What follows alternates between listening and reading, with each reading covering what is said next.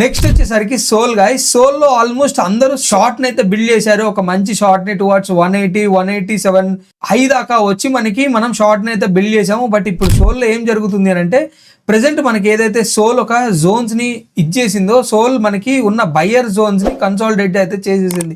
So buyer zone కన్నా కింద మనకి క్యాండిల్ క్లోజింగ్ వచ్చిన తర్వాత అట్లాగే మనకి ఇక్కడ 142 లో ఒక సపోర్ట్ ఉంది కాబట్టి అదే సపోర్ట్ అండ్ అట్లాగే బయ్యర్స్ ని కన్జ్యూమ్ చేసాం కాబట్టి ఒక రీటెస్ట్ కి అయితే మాత్రమే వస్తుంది. ఆ రీటెస్ట్ వచ్చేసరికి మనం చూసుకుంటే కనుక ప్రెసెంట్ మనం 50% జోన్ నుంచే రిజెక్షన్ అయితే తీసుకున్నాం. సూనర్ లేటర్ మనకి ఏమైనా పాజిటివ్ సైన్ వచ్చినా 170 to 177 దాకా కూడా సోల్ లో చూడడానికి అయితే ప్రాబబిలిటీ ఛాన్స్ ఉంది. దీనికన్నా పైన క్యాండిల్ క్లోజింగ్స్ వస్తే కనుక మళ్ళీ సోల్ లో అట్లీస్ట్ 200, 205, 210 దాకా చూడడానికి కూడా ప్రాబబిలిటీ ఛాన్స్ ఉంటుంది.